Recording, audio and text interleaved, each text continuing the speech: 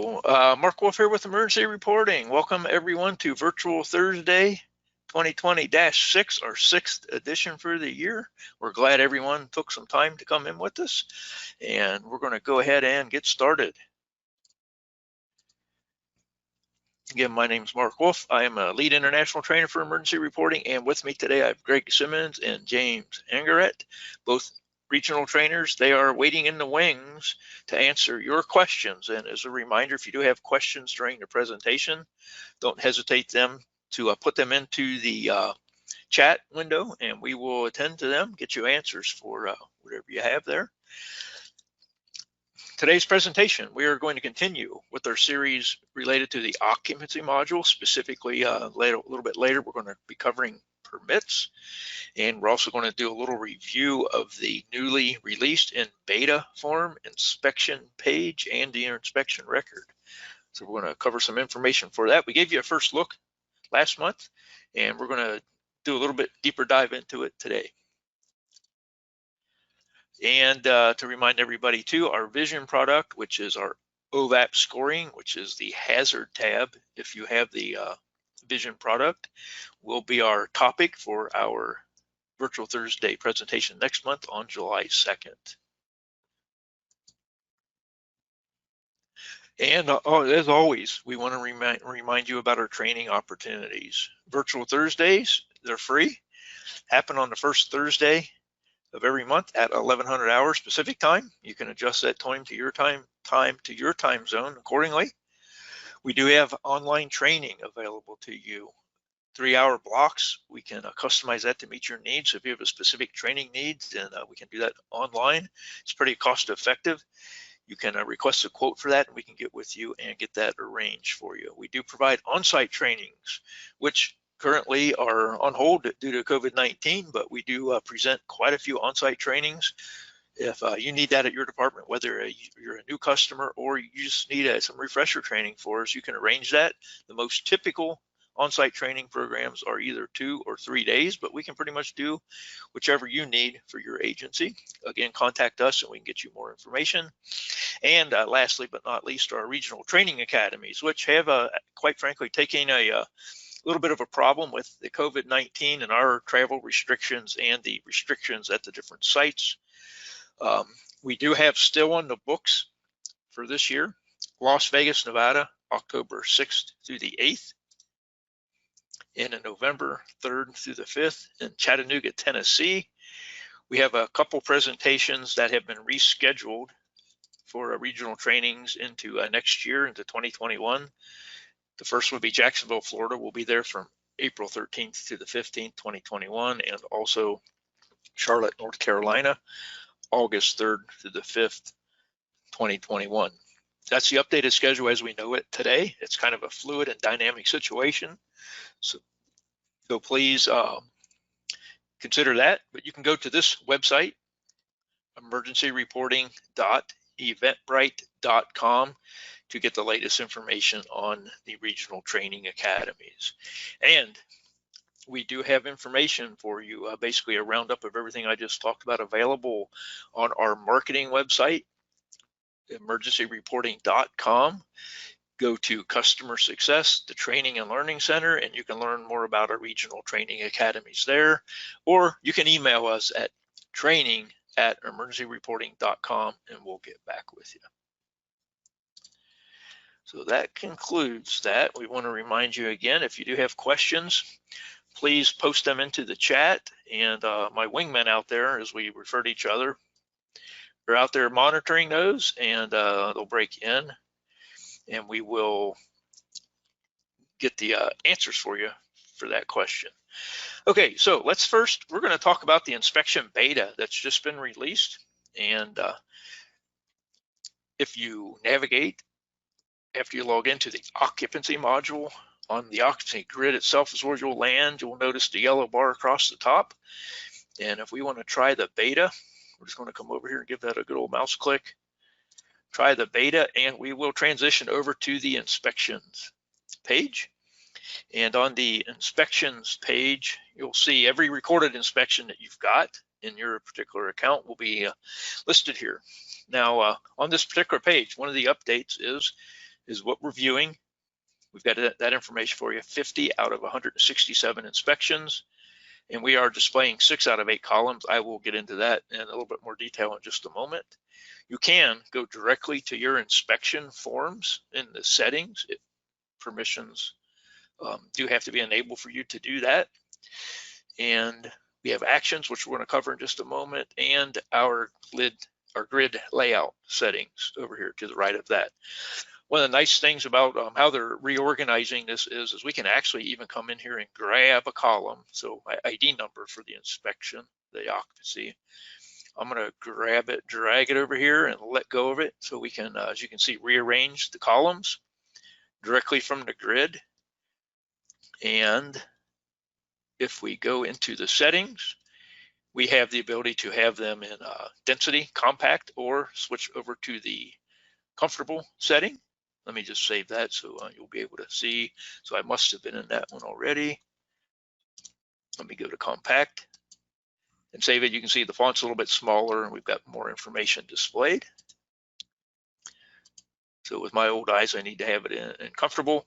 And again, we can set our column order and turn on and off which columns that we want to display on that particular page. So if we aren't really necessarily interested in whether it was complete or not, we can turn that off. We can grab these and move them around where we need them, turn them on and off again, and save that. And you'll see out on my grid how we've rearranged that a little bit. And there you have it. So that's a nice little feature we have with the beta testing is on this grid, how we can rearrange it and organize it for your particular needs. So let's go in and, let's see. We want to talk about the actions. In the actions on this particular page, you have the ability to do a bulk print operation. If we select several of our occupancies, like all of them, and we select to bulk print that, we can print everything here. Now, that's going to be a lot of data for me right there. However, we're just going to cancel that operation. And also, I want to mention of the filters at the top of the page. All these filters, such as if I have a keyword I want to type in for the name anyway, I'm going to type in the word fire and press enter. It's going to filter on that particular name, and you can do multiple filters on the page. And one of our actions, and I was going to suggest we had advanced search here, but we do not have that in here on this particular page. So here we filtered it by a name here, so you've got the different fields that you can filter. You can apply a filter on more than one particular column, and that will work out for you. All right, so that's it with the inspection grid itself. So what we're going to do to show you what the new inspection record looks like, we're going to go into this particular occupancy at the top of the page here, select edit, go immediately to the inspections tab. So this is our new look here. We can set our inspection frequency. We can add that inspection schedule.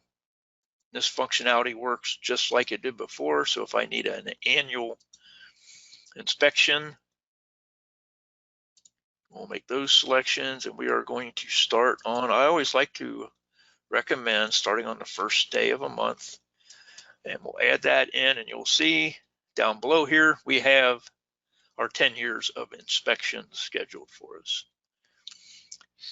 Continuing on down the page, we can start a new inspection with that button, and our inspection history will be displayed down below that. So to show you the workflow in the inspection record itself, we're going to select Start New Inspection, and this is the new inspection form. Not form, but inspection record is what I call it. Still consists of 4 pages. Your required fields have the red asterisk behind the field name. So on this particular page, we need to list what is our inspection type. We're going to do an annual inspection, and we are going to use the good old annual inspection form I have and my contacts, which is always a good idea. is to put that particular contact here. If you have multiple contacts, you can add them to that field.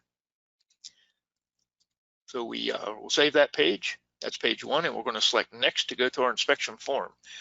Now the inspection form is exactly like you have it otherwise.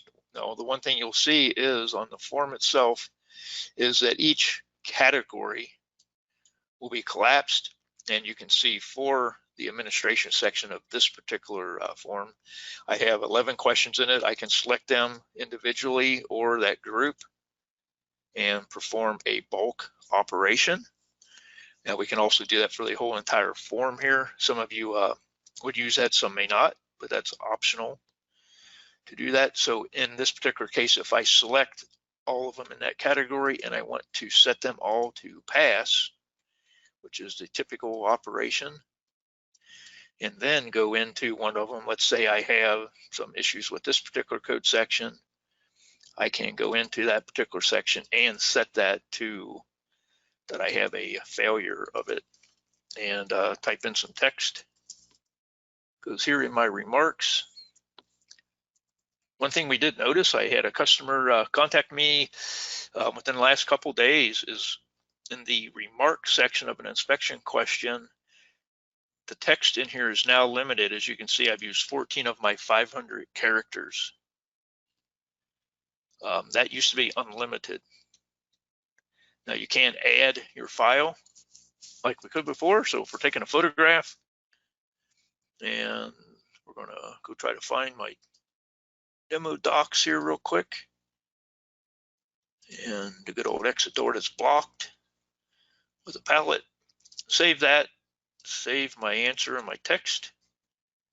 Go here, the text I put in, as you notice, will still be red font so we can see it, and our images will be present there. So I'll go ahead and, in my normal course of operations for my inspection, put in any other violations that I need to, mark my particular questions to pass, fail, whatever they need to be. And we're going to go over to page 3. Now here's where you're going to see a couple significant changes. First of all, our ending time. This does not bring in the starting time as it does under what we call legacy now. I can select now if that's appropriate. And as you can see, it puts in the time now into that particular field. I can add my additional inspection time. So if I do have some, I can put some in. So let's say I did some code research and I did that today, and I did it from now until, let's say, just say 4:15. Put some notes in here if I need to, and save that, and it puts it on the list. And we do have our total inspection time listed down here: 3 minutes for the inspection and 122 minutes for that code research. Inspection results is selected here. Since I had a violation, I will select that we are issuing a correction notice. Now with that particular correction notice in this account is set that I have to schedule a follow-up inspection. So I can do that here. We've got that button right here. Select my follow-up inspection type. We'll just go ahead and schedule it for tomorrow, add that, and that just put it into the inspection schedule. If I've got my billable amounts enabled, I can put them in here with my billing date. This is a big section here that's changed, is our workflow with getting the signatures. Add my signature, and then we're going to come down here and get the representative signature. And we'll have them sign off on the form. If you're using those, this is optional to use an inspection form. And you can see I do have my inspection frequency, my schedule listed on this particular page. And the one I just scheduled is right down here. So this is the one that's overdue that I want to take off from the other day. I like having them this way. Let me cancel this and just so I can explain this a little bit. In my world, and I'm sure in most of your worlds, if I schedule these for the first day of a month, it's very, very typical that you won't get there on the first day of the month, and then these will show up on your home page if you set your notifications correctly, and you'll be able to see them there as well. So we're going to be done with that one and remove it, clean up our schedule a little bit, and go ahead to the next button down here and go to page 4. So it's displaying our inspection result. We can view and print the inspection report. So if we want to take a look at it, we can select that. And I'm going to uncheck show unanswered questions. So I don't want to see the whole entire form. I just want to see the ones that I put a remark in on. And we're going to view and print the inspection report. And it will look like this. As you note, any of them that I selected pass or fail on will be displaying here. The rest of that form is not going to display for me. And if we're going to email this, send it via email. So we're going to select those observations again. I like to always remind you, you might want to uncheck show unanswered questions, or maybe uncheck the past questions, only send them the ones that you want from the violations. You can, this is another feature enhancement we have to it, is we can add a file to this now. So if we have some other documentation, we can select add file and select our file. And not only will the inspection report we're sending them, but that additional file can be sent to them. This is pretty huge, actually. This has been something a lot of customers have been asking for quite a while. And we're going to shoot that email out. And there it goes. And here's our authorize button right here. No more password on this. We can select to authorize it, and it's authorized and locked. And after we get all that done, we're going to close it. And we'll come out here and you will see that we have the inspection recorded, and here's our link to do a follow-up inspection. One thing I want to mention with this link right here for that follow-up inspection, right now, if you select this today, you're going to get a blank page will pop up. So what we want you to do is consider turning off the beta right now to do your follow-up inspection if you want to use this feature to learn about it. And that's scheduled to get fixed next week on our deploy. I cannot guarantee that, but it is scheduled right now to fix that and start operating properly for you. That's one reason why we push this out as a beta test, so that we can turn it on and off for you. So you may be asking yourself, or you want to ask us, how do we turn off the beta? We're going to jump back to the inspections grid page, and right up here at the top of the page, there's a couple controls here. One is to turn it off. But first, we're going to talk about sending feedback. So if you use our beta for inspections and you like some features about it, please send that feedback. Or if there's something you would like them to enhance, or you found a potential bug, please select that send feedback, put your name and email address in and your feedback, select send feedback down here, and that'll go directly to the product owner for this. And they will take a look at that. And yes, Mark, okay, so what you just addressed right there with the follow-up inspections, we're getting a lot of questions concerning that. And I just want to re-emphasize exactly what you said a moment ago, that when you send that feedback, and we're telling a lot of folks, please use that feedback. That's not to pawn anybody off.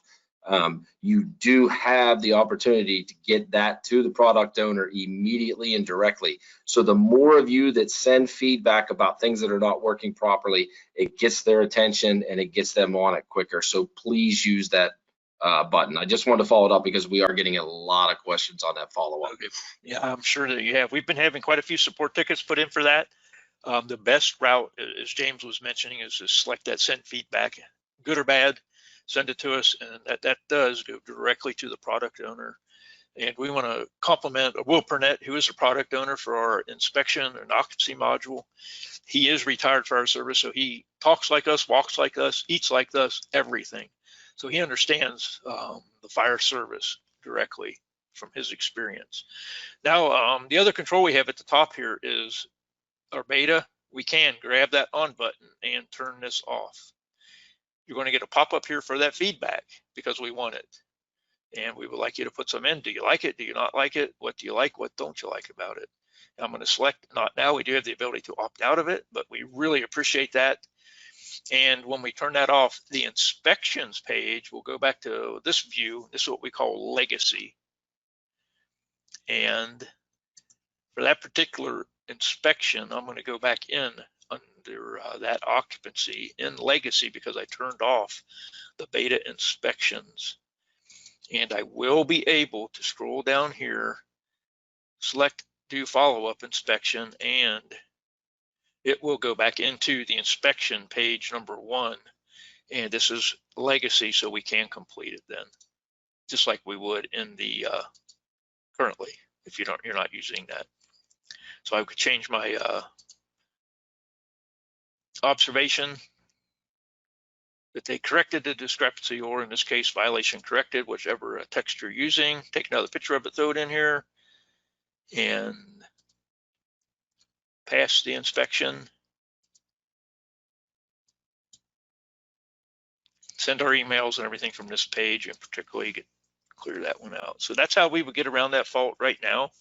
And again, look for that to be updated next week. Again, I can't guarantee it, but we would hope that they will get that repaired next week. So that is basically the beta inspections. So I want to, before we move on to the permit information we're going to push out today, James or Greg, do we have anything else that we can? Mark, I've got a really good question from Justin. He says when sending out an inspection and I have a bad email address that it's sent to, will I be notified of that? You will not. There is no record that's user available of that the email went out and was received by the recipient. And I actually am seeing on here, I'm going to jump in a little bit. James and Greg both right now. I see a couple questions out here revolving around state codes and international fire codes. In ER, that is a feature that is actually being worked on right now and discussed in some planning stages. So I would just ask you to keep tuned to system updates into the future here. They are talking about that currently. That's on the drawing boards to include in a future feature release. So that's the answer to a couple of those questions that are out there currently. Anything else that we can take a look at? I'm trying to play catch up. I'll get, if there's any others, Mark, I'll get it to you as we can. Okay, so we're going to go ahead and jump into some permit information here. The first place we're going to go actually is into the settings. And when we go to occupancy settings, now if you don't have that button at the top of your page, that's permissions based to get to this. So if you're the fire marshal, you certainly, I would think, have that. If you're just an inspector or a company level officer, they may not have given you the permissions to access this section, but this is where we're going to start in the occupancy module settings, setting up for our permits. The first place we're going to go is in the occupancy tab and field settings. We do have 3 fields in here specifically for permits that we want to talk about. The one at the top of the page is Enable Agency Permit ID. Now, every permit that is generated through ER has a system-generated permit ID number attached to it. Now, that is across the whole entire platform that number is assigned. So if you generate a permit today, and let's say your permit number is number 2000, and you create a permit tomorrow, the permit number you may generate may be 2200, depending on how many have been issued or created in the interim. This gives you the ability to have a field where you can put in your own agency's permit ID number. And it is a text field only. You can put in your numbers, whatever system you may use. It does not have the next ID feature, which incidentally is that idea is in our feature suggestions in our community forums. If you like that or need it, please go to the community forums and find that suggestion and add some votes to it and put some comments in about that. So that's number one to think about in our field setting is the agency permit ID number. We're going to scroll down to the bottom of the page And as if you bill for permits and you need a billing address, you can require a billing address to be entered into the permit by checking that box. And right below that is the ability to require a permit expiration date and time. As you can see, I've got that deselected here because I have some permits in this particular account, and the practice at my department was that we had some permits, once they were issued, they never expired. So we took that out. That eliminates a little bit of an issue for us. Optional, again, what you want to have for that. So those are the three fields and field settings that we need to be concerned about when we're starting to work on permits. Let's go back to our settings main page, and we're going to scroll down here a bit. And we do have some settings in the permit section we're going to talk about. So the first place we're going to go is permit types. The permit types, whatever types of permits that you issue in your agency, you can build on this particular type page.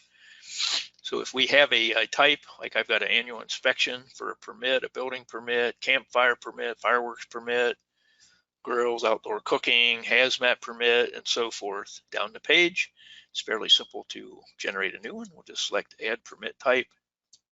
And I'm just going to call this one be Thursday 2020-6 and save it. So now I have a new permit type. Again, agency defined on what kind of permits that you issue. Now, some of these you may have the need. I'm going to point out specifically like hazmats for hazmat storage or maybe hot work. Some of those may be better termed, from what I've seen, as a operational permit type. So you may just simply call it operational permit and then be able to add specific items under permit line items for what type of permitting you're doing under that operational permit. Just a little bit of food for thought with that. Okay, so let's jump back to our permit settings.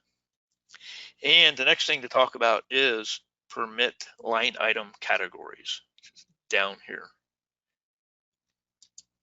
In the permit line item categories, as you can see, we've got some here for building fees, burn permit fees, fire protection device fees, fire protection system fees, so forth. So let me add a category here, and let's say we're doing fireworks permits, since that's coming up fairly soon. So fireworks fees is what we're going to call this, and simply save it. And as you can see, some of these have line items that are generated underneath of that permit line item category. So it's kind of a layered system here. So again, that's something that your agency would define. What permit line item categories do you need? And then we're going to go down here to permit line items. It's the next setting we're going to talk about. And then here you can see we've got our titles of our permit line items, the category that it's associated to, our permit line item category. We can generate a code for that and a specific fee. So if you're charging for your permits, specific fee gets added here under the permit line items. So let's put one in here, and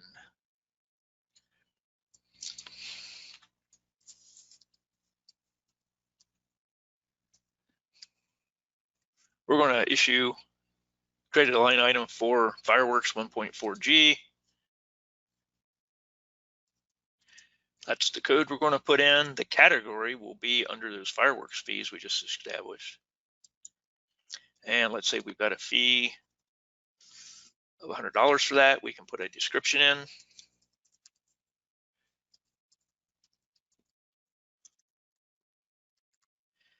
And then the nice feature is that we can attach this particular item to any and all of the permit types we need to. So this particular one would be specifically needed for the fireworks permit type. I would not need in this particular case to add it to anything else. We're going to save it. And here we have that new permit line item that we just put in right there. All right, so the next little setting we're going to talk about is our permit question observation values.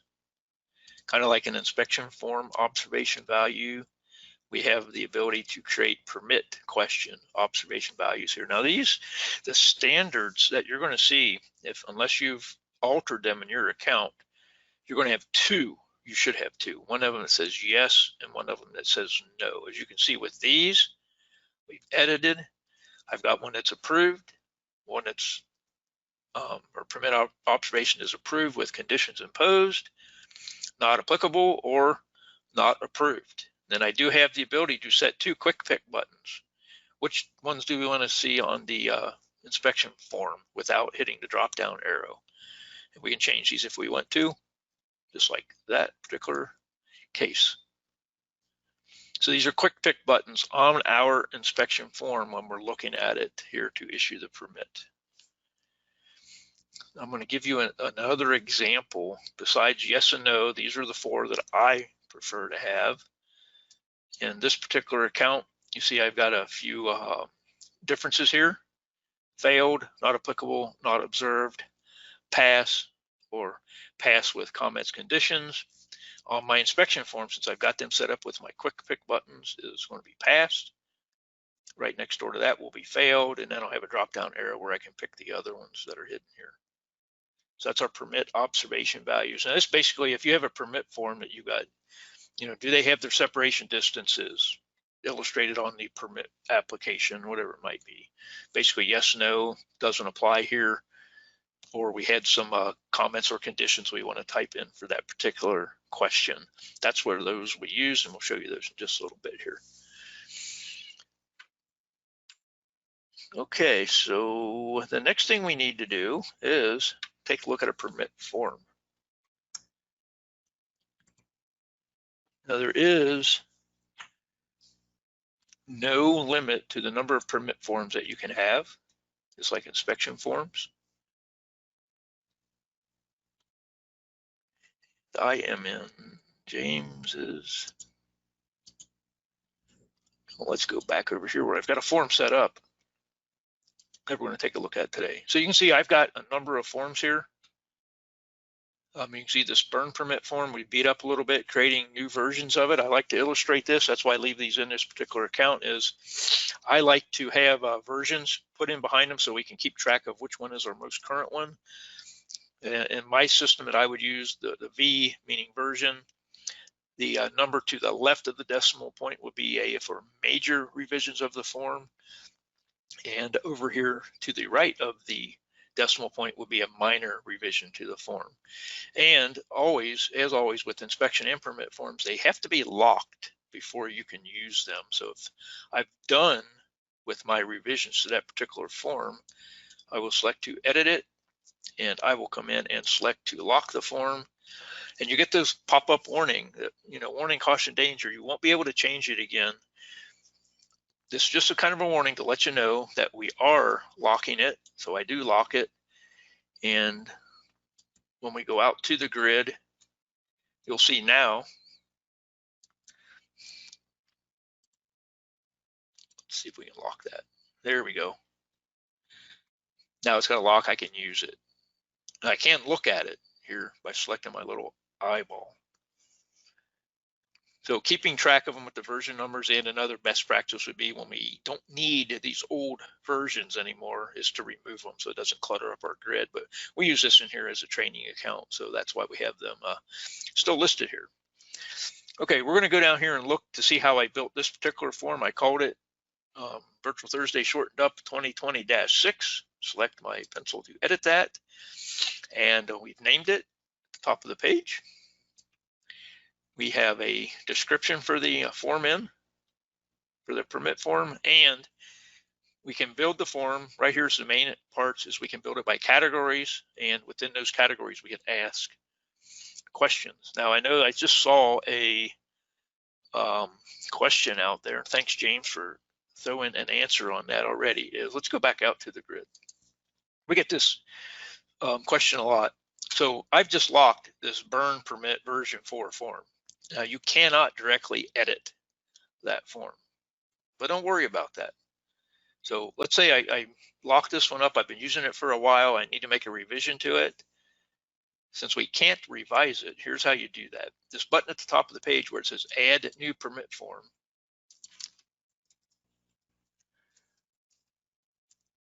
And I am going to make it a major, let's do a minor revision of this. So we're going to make version 4.1. Create form from. All of your forms are listed down here, and we're going to pick the one that I want to revise and add it. So I just added burn permit version 4.1. Pop down here to the bottom of the list. Now I can go into it, make any revisions that I need to make here. Let's say I forgot my signature line or capture on that, so I added them to it. We're going to save the form, and then we'll go back in here and lock it. So now we've got version 4.1 out here, and I'm writing a note here because I saw in twice that that permit form didn't lock on first try.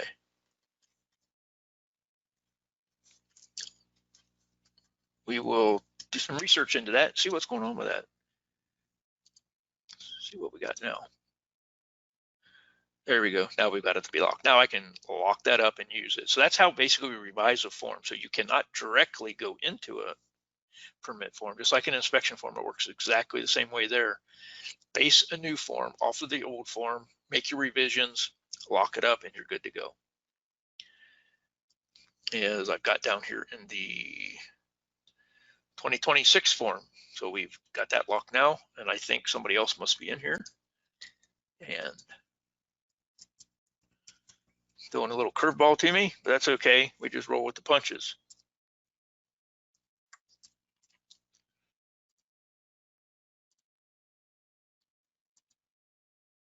And we're going to jump right into there.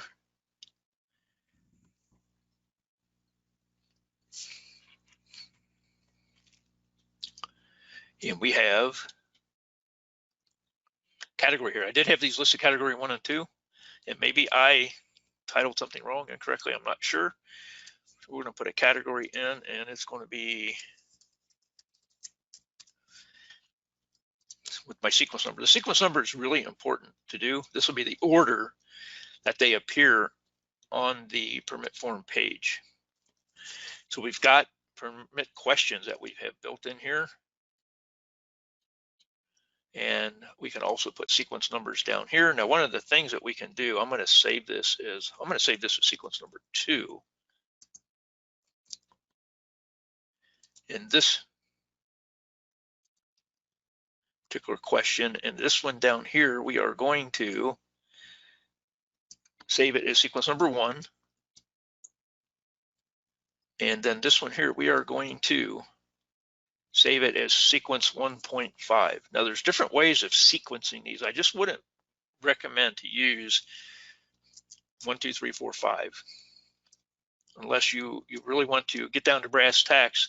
On this particular situation I just put in, I am going to now save this form, and we'll go take a look at it.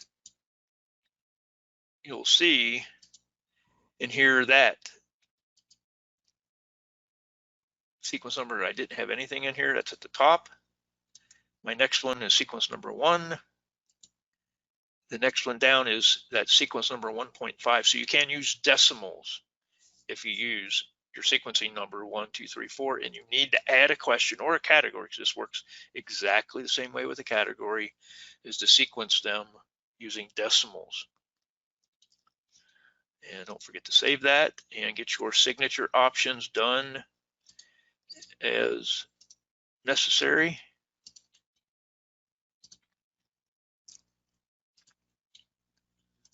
And closing notes. Put a bunch of text in like that. Again, save the form, and now when we get it all done, we can go ahead and lock it. And we'll see if we still have that issue. Yeah, no, worked perfectly for us. So there we go. Now we've got that permit form that is out there, able to use it. So guys, before we go through and generate a permit for an occupancy, since we talked about the form, do we need to catch up on any questions? Yeah, Mark, both Kim and Carl, or I'm sorry, not Carl, Ryan asked the question. So if you delete or get rid of a permit form, does it adversely affect any occupancies that you've issued that permit to in the past? The answer is no, it does not. And it works the same way in the inspection forms.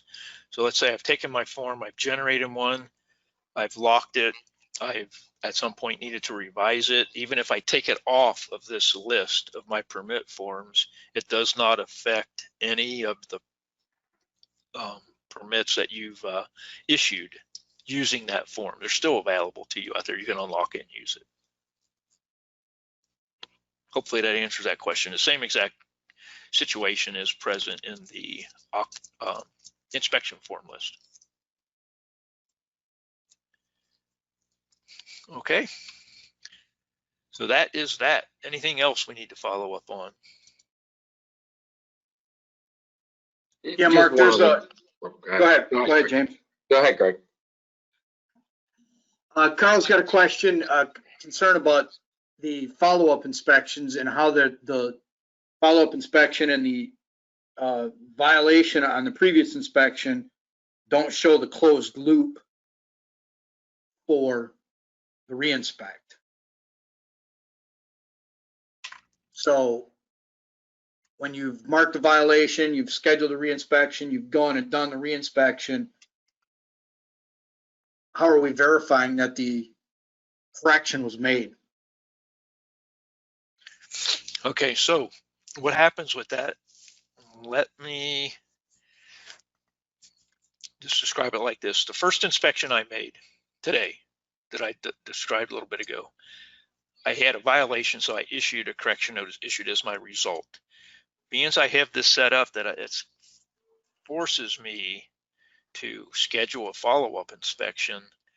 Once I select that link, it's basically it's generated a new inspection record, which is this one right above it.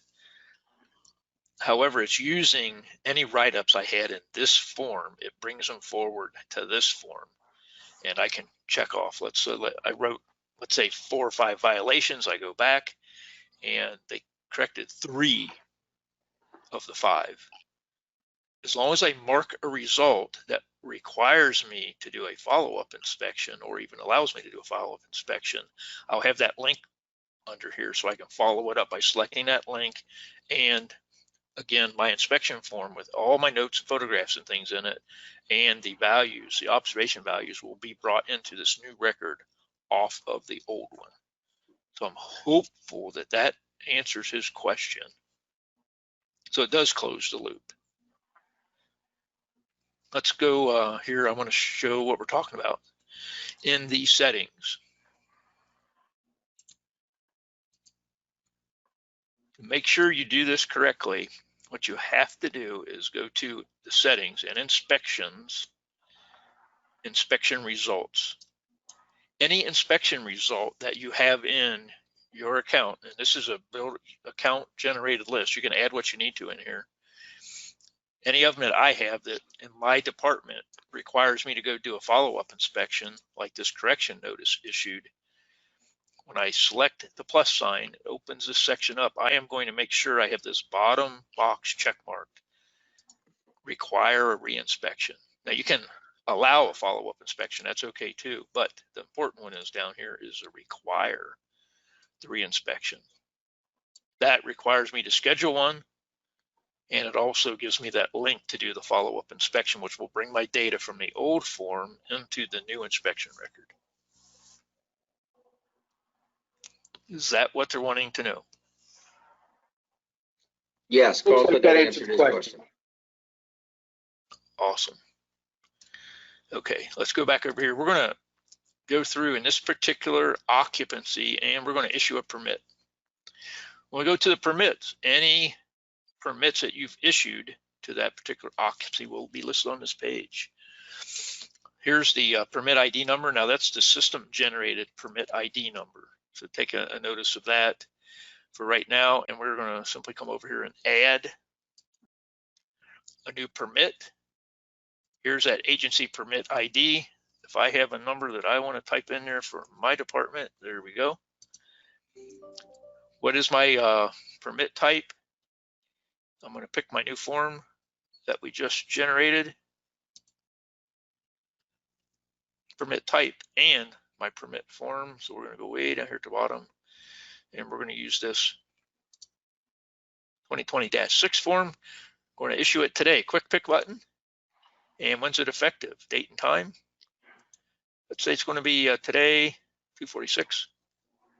And it expires in, let's say this is a 60-day permit. I'm actually going to change this permit effective date to tomorrow. And we're going to put 2/46. Okay. If I've got an invoice available that I can't put a date in there when it was paid, here's my site information. It brings this data, addressing data, in from the occupancy. Now my billing information, if it goes to a different address, I can type it in. I can select it from an contact as well. So if I have a contact's name here, it will bring in that information from them. In this particular case, this also uses the master. Maybe it doesn't use the master street list, so maybe I have to capitalize that.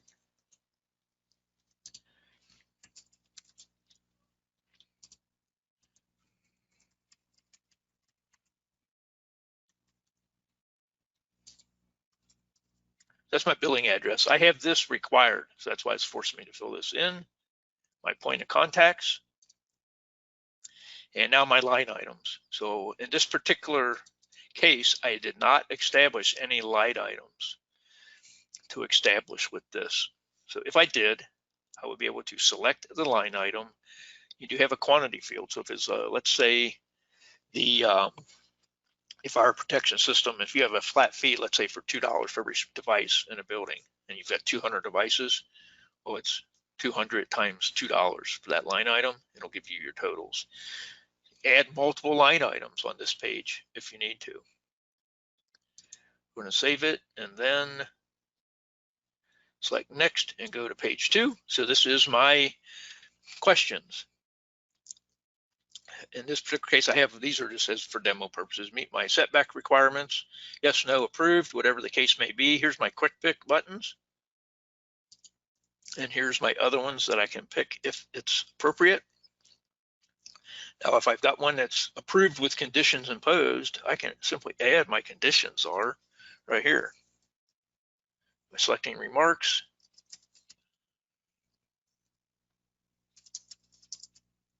Whatever they may be.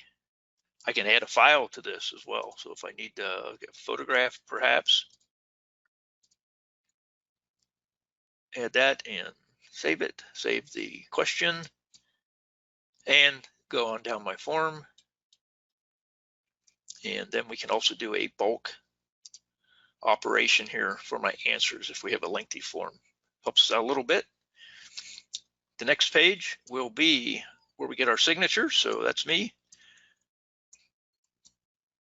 and our contact.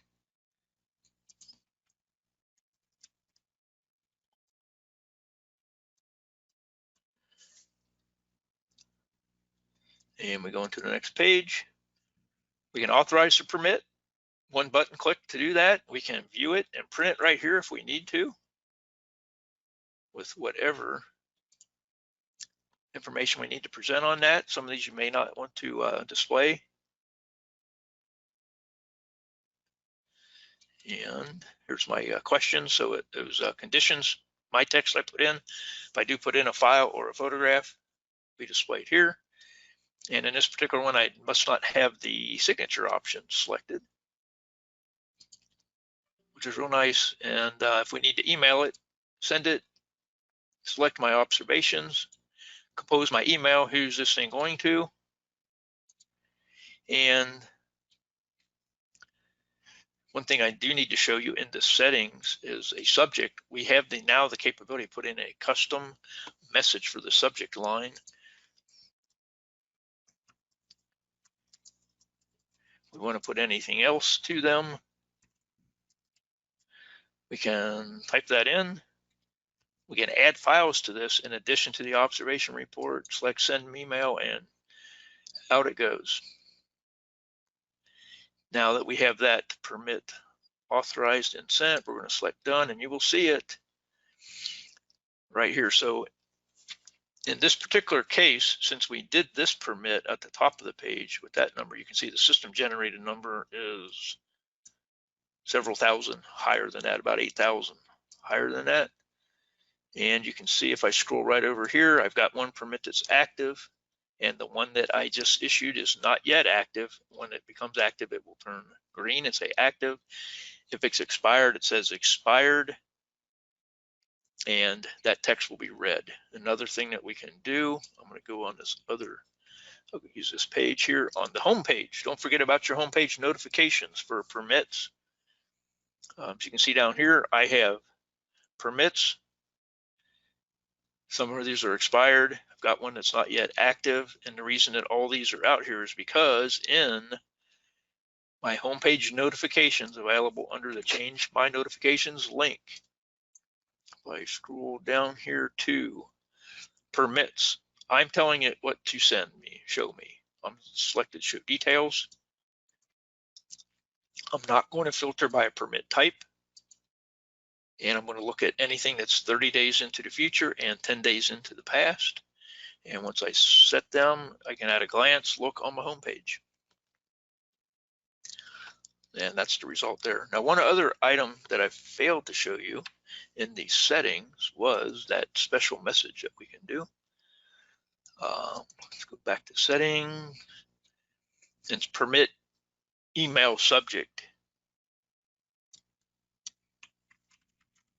Now, typically what this is going to say, unless you put something in here, I gotta find my note here, it's going to say the stock text, unless you put something on this line, is going to say permit results. So that's what your recipient who we're sending this to is going to see in the subject line. If you want some other text, type it in here and select save, and then that's what they're going to see in their subject line when they get that email.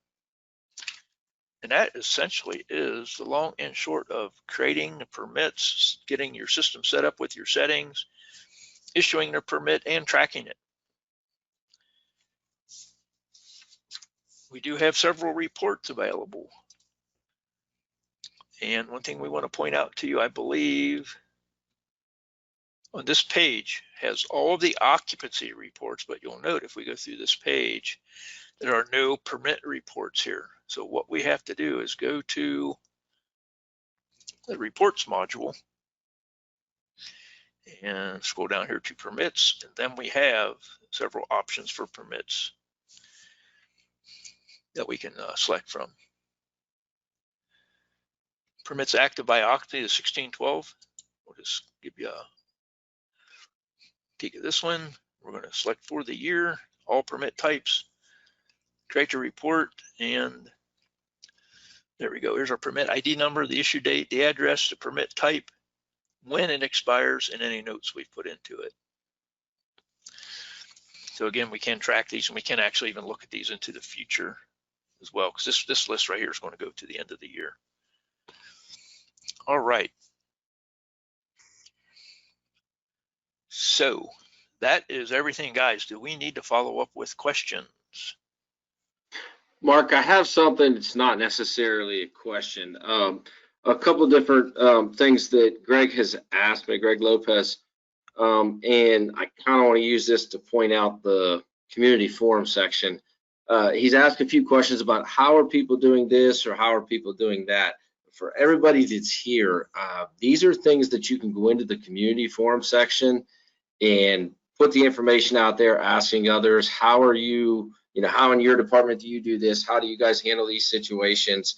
When you come in there and you get in there and chat with others, it'll give you a little bit of insight as to how people handle other things. Perfect, great. Yeah, we do have like questions and answer section. This gets the most traffic behind the feature suggestions. Select that and just go ahead and put in a new post. And we'll see if we can get some people to help you out. How are they doing it? And they can't even share information. Maybe you guys can even talk on the telephone and so forth. We try to monitor this to our best efforts. Sometimes it may not look like it, but we're pretty busy, especially us as trainers. Usually we're traveling quite a bit, but generally this is made for customers to help other customers. So go ahead and feel free to put something in here, and hopefully we'll get some folks to get you a reply and some comments.